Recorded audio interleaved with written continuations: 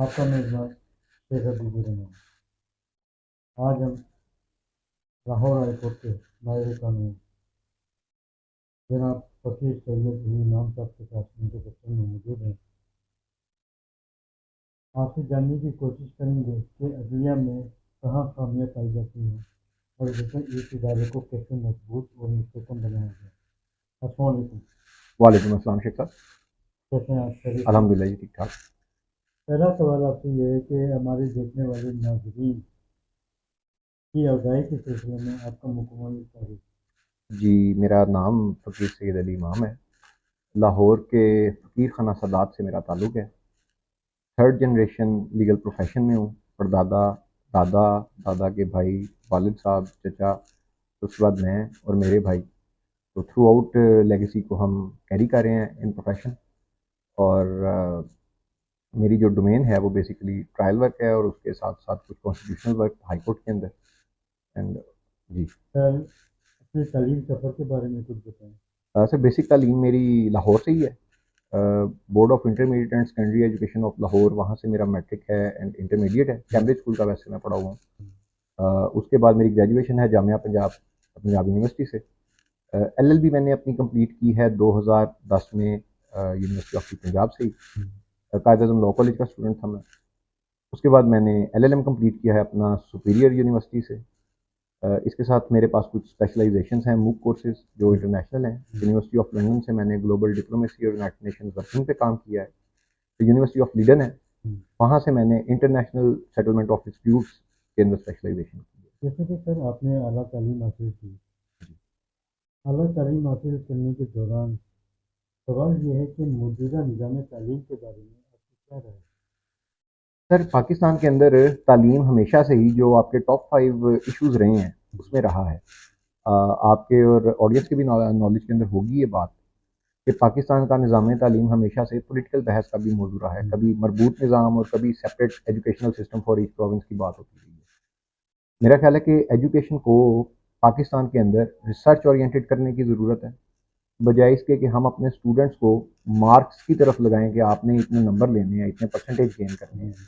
बेहतर यह है कि हम अपने स्टूडेंट्स के अंदर इंस्टिल करें कुछ स्किल्स जो एजुकेशन के लिए ज़रूरी हैं। जैसे हमारा स्टूडेंट जो है, जब वो इंटरनेशनली जाता है, उसके अंदर वो एनालिटिकल एबिलिटी, वो क्रिटिकल थिंकिंग, वो क्वेश्चनिंग का मेयार, स्टैंडर्ड, वो नज़र नहीं आता। हमारे पड़ोस के अंदर अगर आप देखें, इंडिया, बांग्लादेश, वहाँ के स्टूडेंट्स जब इंटरनेशनल यूनिवर्सिटीज़ और कॉलेजेस में एडमिट होते हैं, उनके पास क्रिटिकल एबिलिटीज़ होती हैं, एनालाइज कर सकते हैं चीज़ों को हमारे स्टूडेंट से बेहतर। उसका स्किल सेट हमारे स्टूडेंट के मुकाबले में ज़्यादा पॉलिश हुआ होता है।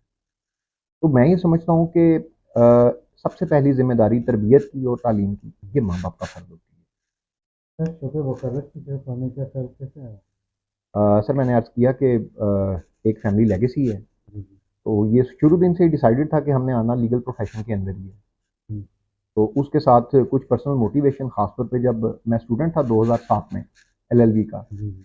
तो आपके नॉलेज में होगा कि उस टाइम पे वकला की तहरीक चल रही थी और उस ज़माने में तो हम आइडियलाइज़ करते थे हर इंसान कि हमने जाना ही इसी प्रोफेशन में है। मैं पर्सनली, क्योंकि घर का माहौल था लीगल, तो मैं इसको ज़्यादा आइडियलाइज़ नहीं था करता। लेकिन 2007 की तहरीक जो सी है, उसने हमें बहुत ज़्यादा आइडियलिज़्म प्रोवाइड किया। ये एक रीज़न रहा है मेरा इस फील्ड। सर, वकालत के पेशे को प्रोफेशनल शोबा कहा जाता है। जी बिल्कुल।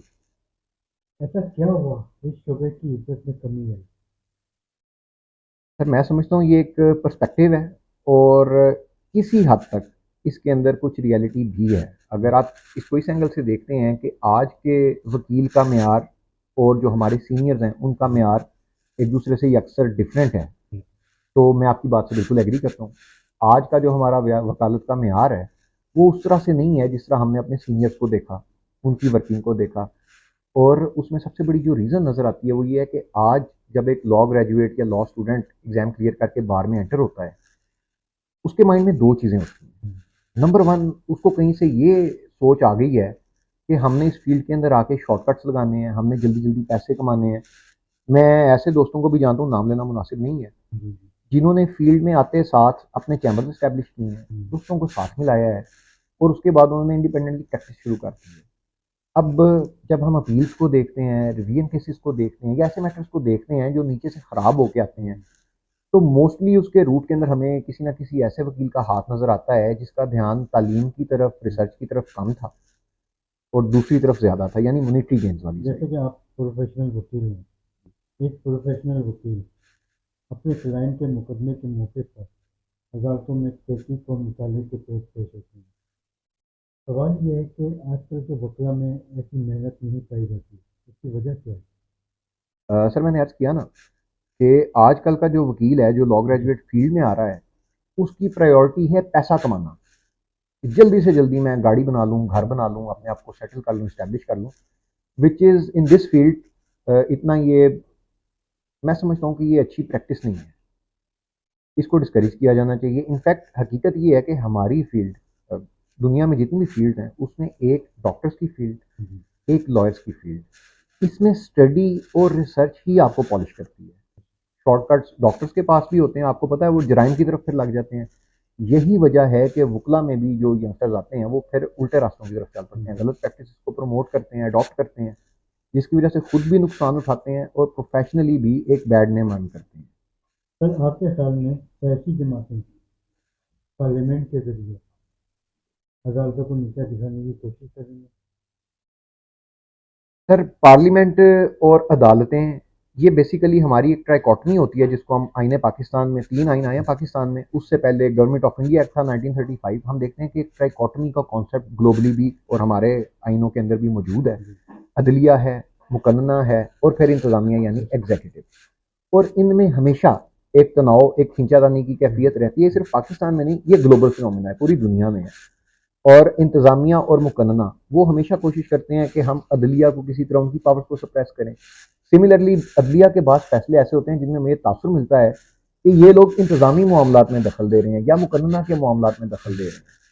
अब इसके लिए एक आइनी फीचर, करेक्टरिस्टिक मौजूद है, एक फिनोमिना है जिसको हम कहते हैं separation of power and checks and balances.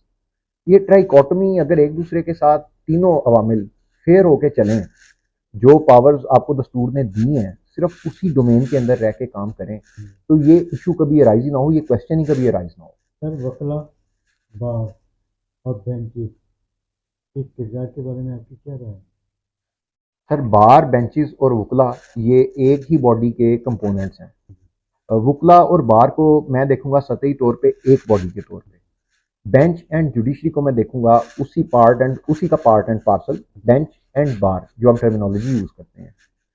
बात यह है कि जुडिशरी का काम है प्रैक्टिकली अपने फैसलों के जरिए इंसाफ को और कानून को मैनिफेस्ट करना, जो हमें बार बार नजर आता है अदालती फैसलों के जरिए। आपने सुना होगा कि जजेस नहीं बोलते, उनके फैसले बोलते हैं। ये नोशन इसी वजह से ही तो कही गई है। दूसरी तरफ हमारी बार बॉडीज हैं लेकिन जिनके सर, माजी में जजमेंट बोलते थे, जी, आजकल के जज साहबन बोलते हैं। आजकल जज साहिबान बोल रहे हैं, ये तासुर आ गया है। क्योंकि जब इस फील्ड के अंदर गिरावट आनी शुरू हुई है तो जाहिर है उसका इम्पैक्ट सिर्फ वकला की हद तक तो नहीं आएगा, जजेस तक भी वो इम्पैक्ट आएगा। आखिर वो हमें से तो गए हैं। आपने पूछा था बार की रिस्पॉन्सिबिलिटीज और उनका काम। बार के 3 इंपॉर्टेंट फंक्शंस हैं जो हमारे बार का कानून है, Pakistan bar council legal practitioner act 1973, then उसके रूल्स हैं 74 थे, डिसिप्लिनरी रूल्स हैं 1976।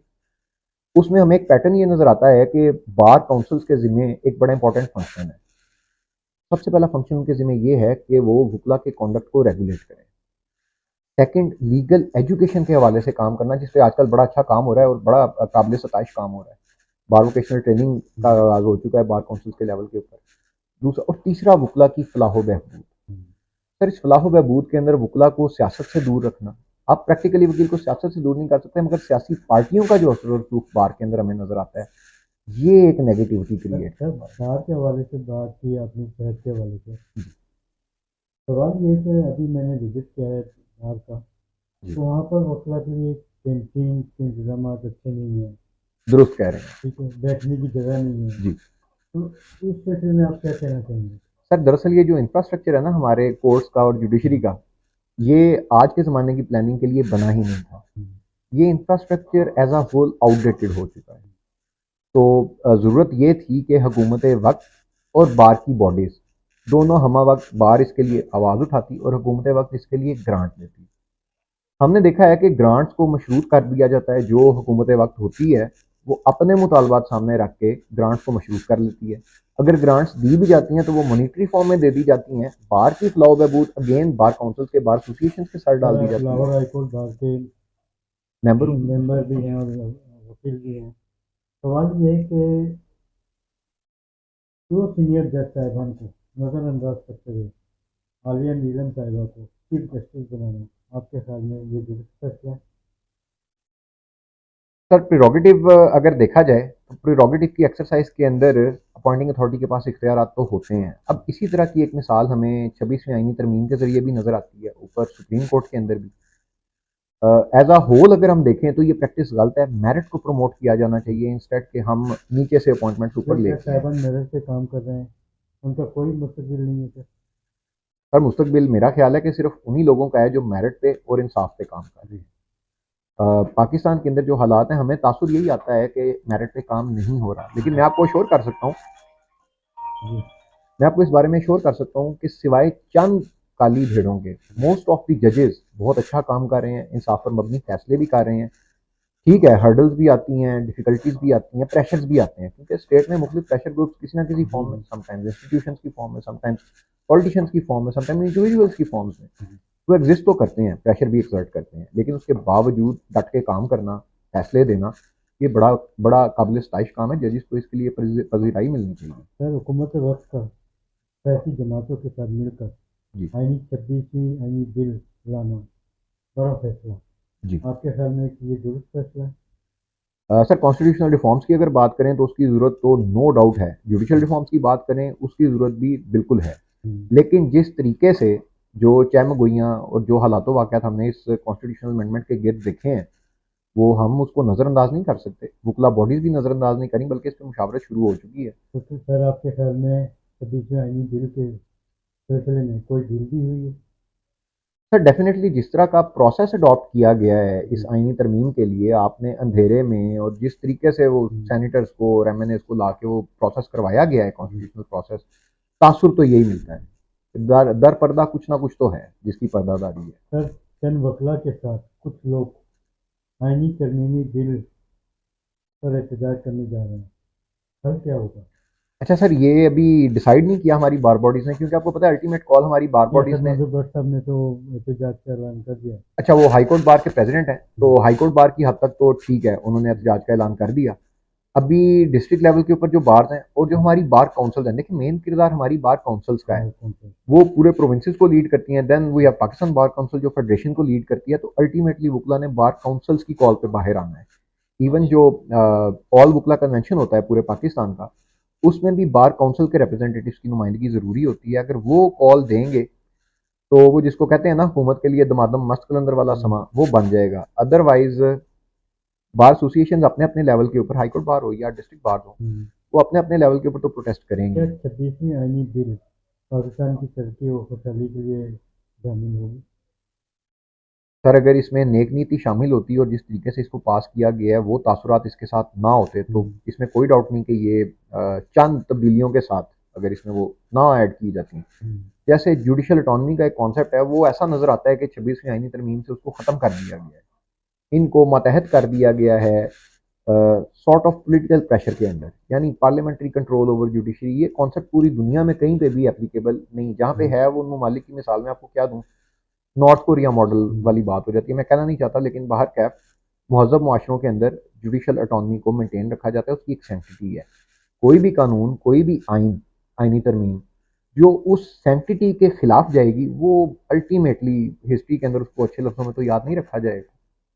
26 अक्टूबर 2024 सुप्रीम कोर्ट का नया दौर, नए चीफ जस्टिस ऑफ पाकिस्तान के लिए नए चैलेंजेस का इंतजार कर रहा है। आप क्या समझते हैं कि सुप्रीम कोर्ट के चीफ जस्टिस साहब तमाम हाई कोर्ट को साथ लेकर चलेंगे या फिर अपनी मनमानियों में गिरफ्तार हो जाएंगे? नहीं, मेरा ख्याल है याहिया अफरीदी साहब जो हैं, ऑनरेबल जस्टिस याहिया अफरीदी साहब, जी उनका एक बड़ा ताबनाक कैरियर है उनके पीछे। और इससे फ़र्क नहीं पड़ता कि उनको किन हालात में, किस तरह की सिचुएशन में अपॉइंट किया गया है। बात यह है कि एक कंसेंसस के ज़रिए वो अपॉइंट हुए हैं। अगरचे 26वीं आईनी तरमीम का बेनिफिट है उनके साथ, लेकिन जहाँ तक मैं जानता हूँ, समझता हूँ, उनके जजमेंट्स मैंने पढ़े हैं, मेरिट पे काम करने वाले जज हैं, और इंशाल्लाह ताला मुझे उनसे बड़ी पॉजिटिव वाइब्स हैं। ऑप्टिमिस्टिक हूँ कि वो बेहतरी के लिए काम करेंगे। ना कि नफाक के लिए। सर आपके ख्याल में इन तमाम तर मामलात में अदलिया को कैसे आज़ाद, मजबूत और मुस्तकम बनाया जाए? सर अदलिया अपने आप को आज़ाद और मुस्तहकम करने में बिल्कुल खुद मुख्तार है, आइनी रोल बड़ा क्लियर है। अल्टीमेटली इस ट्राइकोटमी के अंदर जो फैसले का इख्तियार है ना, जिसको हम कहते हैं आइन की तशरीह का इख्तियार, वो जुडिशल ऑर्गन के पास है। 26वीं आइनी तरमीम की तशरीह हो या जो उससे प्रीवियस कॉन्स्टिट्यूशनल सेटअप है उसकी तशरीह हो, ये करनी अल्टीमेटली सुप्रीम कोर्ट ने है। इसमें एक रिजर्वेशन जो सिविल सोसाइटी की और वकला की, ह्यूमन राइट्स वालों की आती है, जो बड़ी जायज़ भी है, वो ये है कि हमारी जुडिशरी ने माजी में जब भी डिक्टेटरशिप्स आई हैं, एक जो कलीदी किरदार था ना, हरावल दस्ता बनने वाला किरदार, जो जुडिशरी का अपना मैंडेटेड इख्तियार था, उसको प्रॉपरली एक्सरसाइज नहीं किया। अगरचे उसकी एक मिसाल हमें एक जजमेंट में मिलती है जो परवेज़ मुशर्रफ साहब के खिलाफ पास हुई थी, जनरल परवेज़ मुशर्रफ के, बट अल्टीमेटली वो भी किसी लॉजिकल कंक्लूजन तक पहुंच नहीं सकी। तो उससे तासुर ये आता है कि शायद जुडिशल ऑर्गन कमज़ोर हो गया है, या जुडिशरी उस काबिल नहीं है कि वो अ, बिल्कुल जिसको कहते हैं ना सीसा पिलाई चट्टान बन जाए। मुशर्रफ दौर में एक तहरीक चलती है जी 7 नवंबर 2007। जी जी, 2007 से। इसमें सुप्रीम कोर्ट के 4 वकला लीड कर रहे होते हैं, जी हामिद खान, जी, अली अहमद कुर्द, मुनीर अहमद मलिक साहब। इर्तिजाज हसन जी और मुनीर मलिक साहब, जी जी और दीगर वकला भी शामिल थे। जी। आप क्या समझते हैं इस तहरीक के क्या असरात पड़े आज की अदलिया पर? सर जिस टाइम के ऊपर ये तहरीक चली उसके लिए कॉज तो बिल्कुल जेन्युइन था, लीगल जस्टिफिकेशन भी थी, कॉन्स्टिट्यूशनल जस्टिफिकेशन भी थी, बट अगेन एक सेइंग है कि absolute power tends to corrupt absolutely.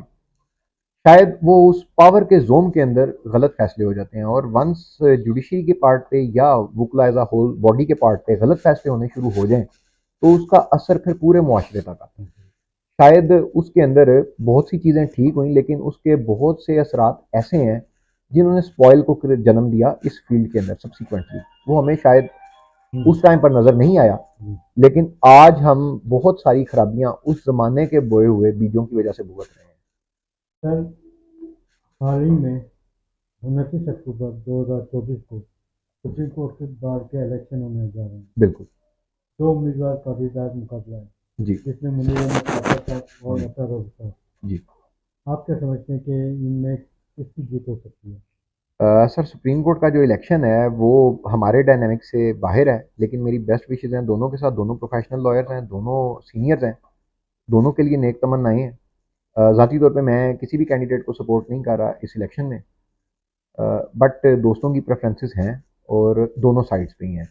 Let's see कि इलेक्शन का क्या रिजल्ट आता है। दुआ करते हैं कि इसमें जो भी रिजल्ट आए वो बार बेंच दोनों की बेहतरी के लिए आए। सर गजा पे बात करते हैं। ज़रूर। आपके ख्याल में इसराइल इस जंग में आगे शुमाल से शुरू होकर जनूब तक पहुँच गया। आपके ख्याल में फ़लस्तीनी अवाम का क्या मुस्तकबिल है? सर फ़लस्तीनी अवाम जो बेचारे इस वक्त हमारे मुसलमान बहन भाई हैं, बड़े बुरे हालात में हैं। ज़िंदगी का राइट उनके पास नहीं है, बोलने का राइट उनके पास नहीं है, एहतजाज का राइट उनके पास नहीं है। बच्चे मर रहे हैं, औरतों की असमत दरी हो रही है, और ये आज से नहीं, ये जब से यूनाइटेड नेशन ने 1940 में मैंडेट किया है इनके बॉर्डर्स का, ये तब से ही तस्फिया क्रिएटेड है। लेकिन सर पाकिस्तान समेत 57 इस्लामी ममालिक इस जंगबंदी में खामोश समाई। आप क्या समझते हैं कि वीटो पावर, IMF या जाती मुफादात? सर तीनों वामिल शामिल हैं, ये तीनों वामिल शामिल हैं।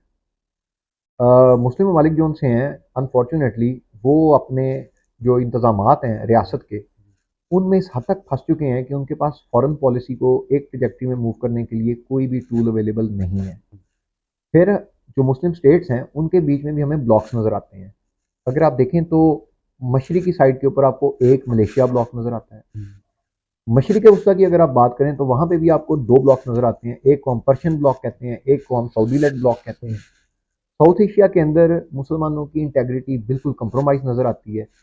Pakistani Muslims, Indian Muslims, Bengalis और अफगानीज एंड इवन ईरानियंस, इनके अपने अंदर इतनी डिवीजन और पोलराइजेशन हो चुकी है कि ये एक पॉइंट पर इकट्ठे नहीं हो पा रहे। अगरचे स्टेट लेवल के ऊपर सब एक ही बात करते हैं कि जी हम फ़लस्तीन के साथ हैं, लेकिन बदकिस्मती से जब हम फ़लस्तीन से आने वाली कुछ वीडियोस जो सरफेस हो जाती हैं वो देखते हैं, जैसे हाल ही में आपने भी मुशाहिदा किया होगा फ़लस्तीन के अंदर अगर कोई इमदाद पहुंचाता है तो वो अमेरिका के जहाज़ पहुंचाते हैं, एयर ड्रॉप करते हैं जंग के दौरान। मुस्लिम ममालिक जो उनसे हैं उनके पास तो उसके एयर कॉरिडोर का भी एक्सेस नहीं है, वो तो मरहूने मिन्नत हैं इसराइल के। फिर बहुत सारे इस्लामी ममालिक ऐसे हैं इन 57 मुल्कों के अंदर से बेशतर ऐसे हैं जिन्होंने पहले और अब मौजूदा दौर में जिनको हम अब्राहम अकॉर्ड्स कहते हैं उनको साइन करके इसराइल के वो ट्रेड पार्टनर्स बन चुके हैं, डिप्लोमेटिक रिलेशन उसके साथ एज इट इज़ हैं। तो उसकी इकोनॉमिक पावर को देखते हुए तमाम मुस्लिम ममालिक बज़ाहिर ऐसा लगता है कि उन्होंने सर तस्लीम खम कर लिया हुआ है। सर कश्मीर पे बात करते हैं। ज़रूर सर। पाक फौज के साथ कश्मीरी मुजाहिदीन की अजीम कुर्बानियाँ रंगाएंगी। सर इसकी तो एक प्रॉपर हिस्ट्री है। 1948 के अंदर कश्मीर का 1/3 हिस्सा हमने जो ज़ेर तसल्लुत जा चुका था, वो हमारी अफवाज ने मुजाहिदीन के साथ मिलकर ही तो दोबारा उसको कैप्चर किया था। उसके बाद से हम फिर अगेन डिप्लोमेटिक एफर्ट्स के अंदर जुड़ गए, सॉफ्ट पॉलिसी शुरू कर ली। अब वो सॉफ्ट पॉलिसी का रिजल्ट ये है कि हम इंडिया के साथ ऐसे बाइलैटरल और मल्टीलैटरल अरेंजमेंट्स के अंदर फंस चुके हैं कि कन्फ्रंटेशन पॉसिबल नहीं है। और दूसरी बदकिस्मती ये है कि हमारे पास ऐसे डिप्लोमेटिक टूल्स जिनको हम आमतौर पर डिप्लोमेटिक लेवरेज कहते हैं वो नहीं है जिसके ज़रिए हम इंडिया से फैसले मनवा सकें।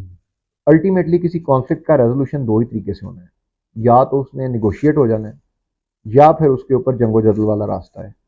सर कश्मीर और फ़लस्तीनी अवाम की आज़ादी के सिलसिले में हुकूमत वक्त को कोई पैगाम देना चाहिए। हर हुकूमत वक्त को भी, साबका हुकूमतों को भी और आने वाली हुकूमतों को भी। देखें मुस्लिम जोन से हैं, नबी पाक के फरमान के मुताबिक एक जिस्म है और इसके एक हिस्से में तकलीफ हो तो सारे जिस्म को ये दर्द महसूस होती है। आज अगर फ़लस्तीनियों की और कश्मीरियों की बारी है ना, तो रेस्ट छोड़ कल को हमारी भी बारी है। ये ताबूत अगर इनको नहीं ना छोड़ा तो ये हमें भी नहीं छोड़ेगा। आज ही होश के नाखून ले लें, आपस में जो नफाक जो कदूरतें पाली हुई हैं इनको किसी तरह कंप्रोमाइज़ के ज़रिए किसी भी तरीके से वाइंड अप करें, नहीं तो ये ताबूत हमें खा पी जाएगा। मुस्लिम स्टेट्स नहीं बचेंगी, ये निज़ाम नहीं बचेगा। ये इस्लाम के दर पे हैं, किसी एक स्टेट के दर पे नहीं है। बहुत शुक्रिया sir. Thank you so much.